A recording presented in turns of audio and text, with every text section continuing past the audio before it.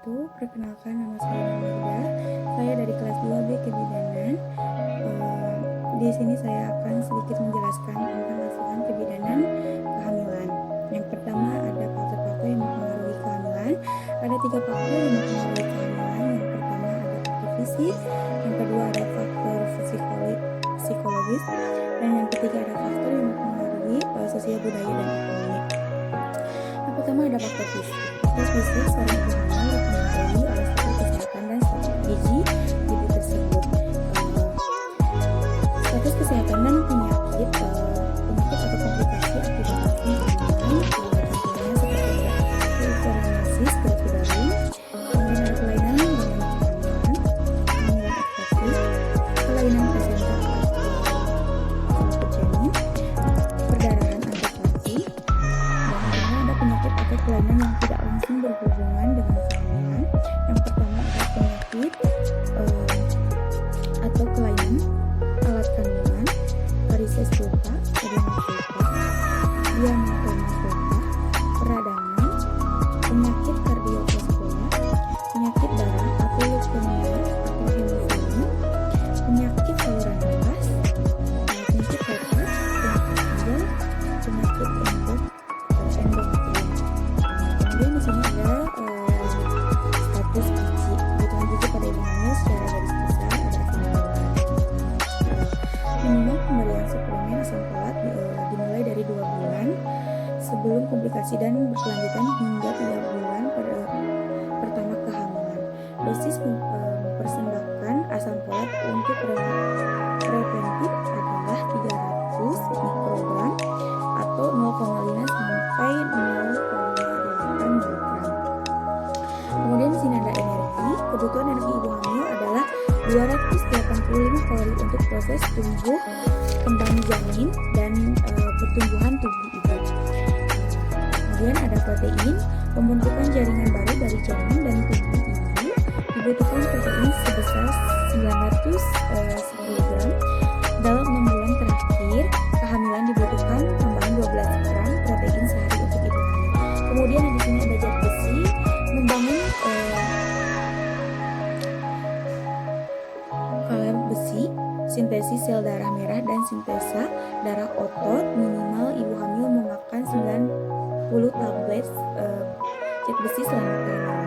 Kemudian di sini ada kalsium untuk resep tulang dan gigi bayi. Kebutuhan kalsium ibu hamil adalah sebesar 400 mg. Di sini ada kalsium untuk resep tulang dan gigi bayi. Kebutuhan kalsium ibu hamil adalah sebesar 400 mg. Dan ada juga pemberian suplemen vitamin, terutama pada kelompok yang berisiko penyakit seksual atau infeksi. Yang terakhir di sini ada pemberian yodium pada daerah dengan endemik kreativitas. Nah, selanjutnya ada faktor psikologis. Yang pertama ada stresor internal dan eksternal. Faktor psikologis yang berpengaruh dalam kehamilan berasal dari dalam diri ibu hamil atau interim, dan yang ketiga berasal dari faktor luar dari ibu hamil. Yang kedua ada dukungan keluarga, dan yang ketiga ada dukungan suami. Kenaikan berat badan selama hamil. Kenaikan berat badan selama hamil adalah sekitar 12,5 kg. Dan yang terakhir ada faktor lingkungan, sosial, budaya, dan ekonomi.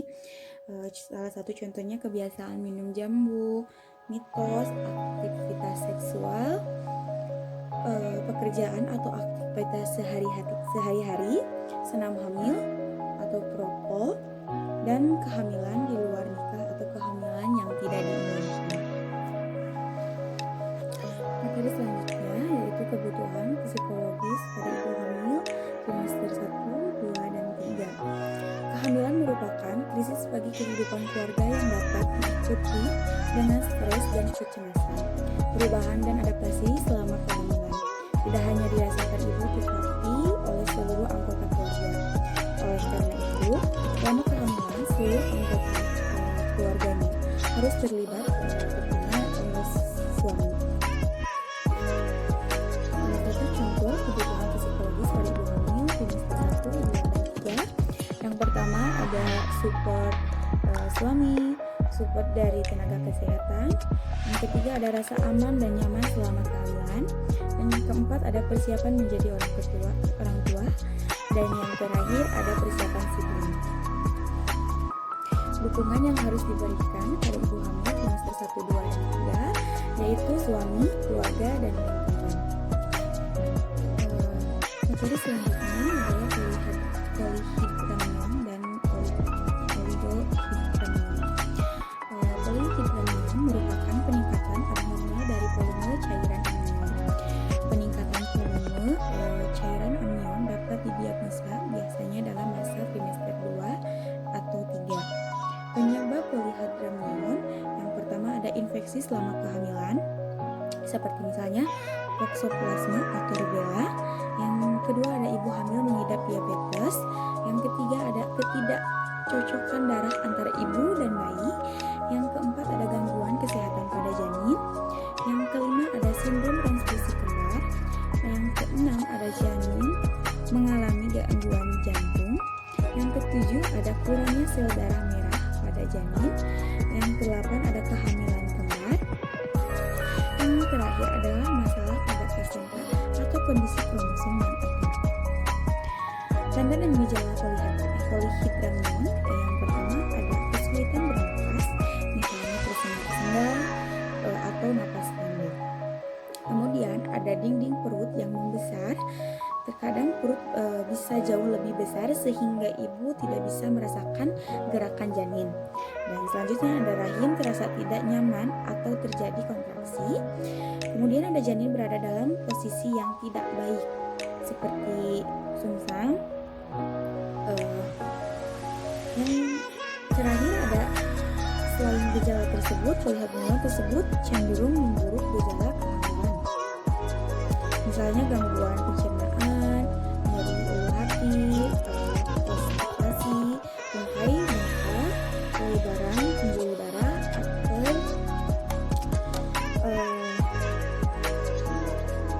pena pada tungkai serta stretch marks pada kulit. Selanjutnya ada komplikasi polyhydramnion pada ibu hamil. Yang pertama ada kelahiran prematur. Yang kedua ada ketuban lebih pecah awal. Yang ketiga ada solusio plasenta. Dan yang terakhir ada kematian janin dalam kandungan.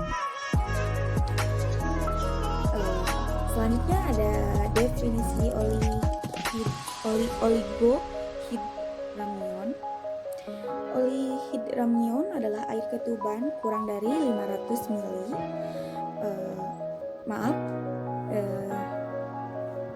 cc. Oligohydramnion kurang baik pada pertumbuhan janin karena pertumbuhan dapat terganggu oleh perlekatan antara janin dan amnion atau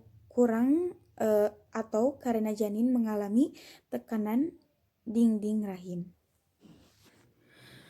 Penyebab oligohydramnion di sini ada penyebab yang bersumber dari janin. Yang pertama ada kelainan pada saluran kemih janin, ada kelainan kromosom, pertumbuhan janin terhambat atau PJT.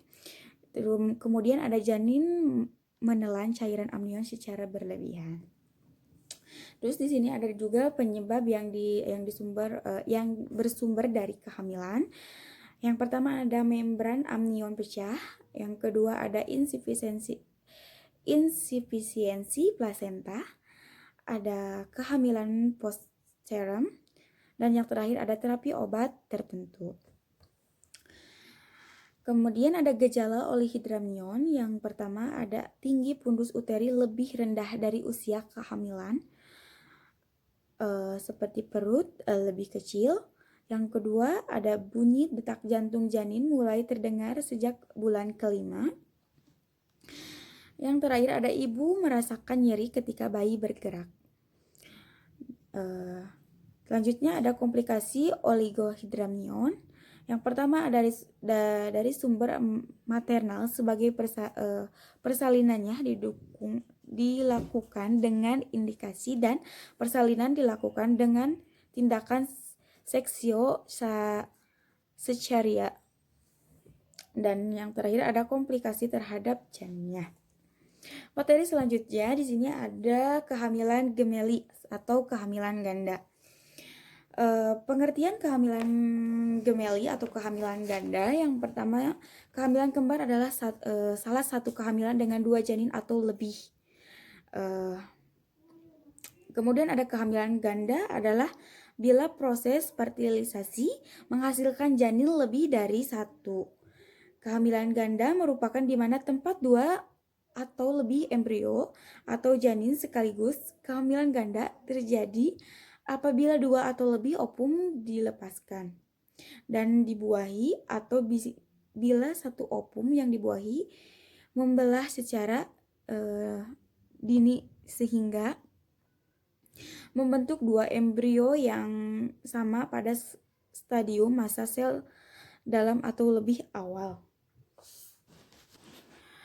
Di sini ada jenis-jenis kehamilan ganda. Yang pertama ada kehamilan kembar monozigotik dan ada kehamilan kembar dizigotik. Materi selanjutnya yaitu KPD atau ketuban pecah dini. Ketuban pecah dini atau KPD didefiniasikan sebagai pecahnya selaput ketuban sebelum terjadinya persalinan yang terjadi pada atau setelah usia gestasi 37 minggu disebut KPD atau KPD aterem atau premature rupture of membranes from, dan sebelum usia gestasi 37 minggu atau KPD preterm atau preterm premature rupture of membranes atau PPROM. Insiden ketuban pecah dini di Indonesia berkisar 4,5% sampai 7,6% dari seluruh kehamilan. KPD preterm terjadi pada sekitar 2 sampai 3% dari semua kehamilan tunggal dan 7,4% dari kehamilan kembar. Faktor penyebab ketuban pecah dini, yang pertama ada cervix, kinkompeten, yang kedua ada overdistensi uterus, yang ketiga ada kelainan letak, yang keempat ada CVD, yang kelima ada infeksi. Materi selanjutnya ada gerakan janin tidak terasa. Gerakan janin mulai dirasakan oleh ibu pada kehamilan trimester 2 sekitar minggu ke-20 atau minggu ke-24. Gerakan janin yang tidak terasa ini ialah suatu kondisi jika janin bergerak kurang dari 3 kali pada periode 3 jam atau ibu tuh tidak merasakan gerakan janin sesuai kehamilan 22 minggu atau selama persalinan. Penyebab gerakan janin tidak terasa, yang pertama ada janin sedang tidur, ibu sedang beraktivitas, ibu kurang makan, kondisi berbahaya, hamil tua, yang terakhir ada posisi janin anterior. Materi selanjutnya ada intrauterine fetal death atau IUFD, kematian janin pada rahim.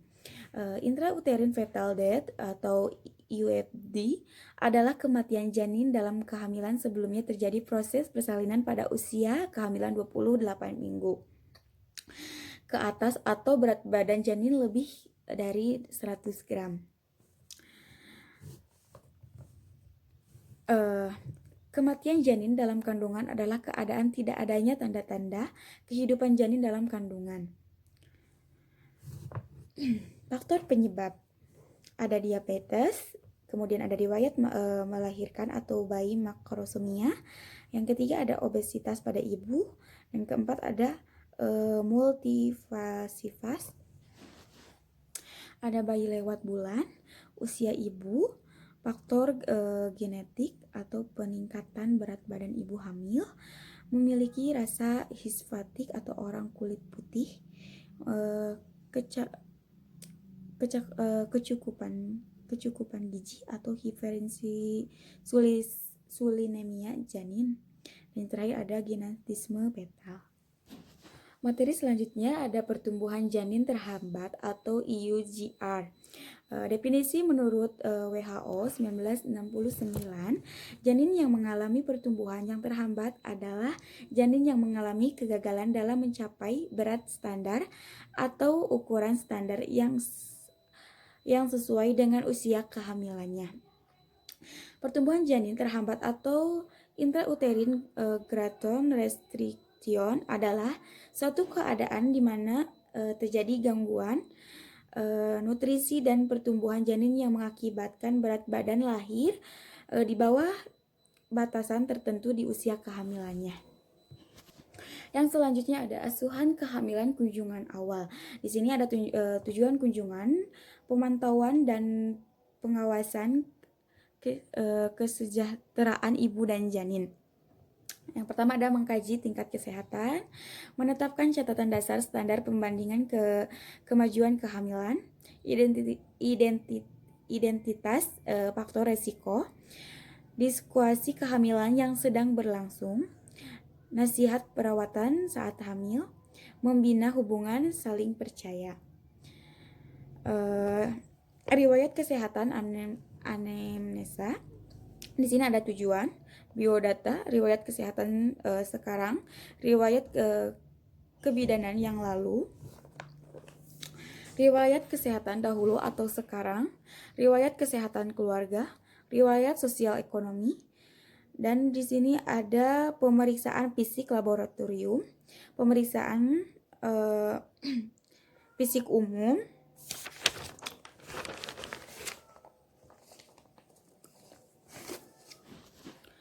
pengkajian emosional ibu selama pemeriksaan diamati. Selanjutnya di sini ada diagnosa kehamilan, riwayat tanda pasti kehamilan.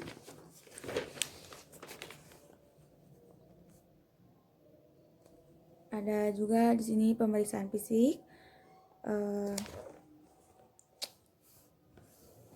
Kemudian ada tanda pasti kehamilan. Yang pertama diferensial diagnosa kehamilan, pemeriksaan fisik, ketidaknyamanan umum selama kehamilan dan tindakan mengatasinya. Kemudian ada contoh ketidaknyamanan selama kehamilan. Sekian dan terima kasih. Mohon maaf apabila banyak kesalahan. Assalamualaikum warahmatullahi wabarakatuh.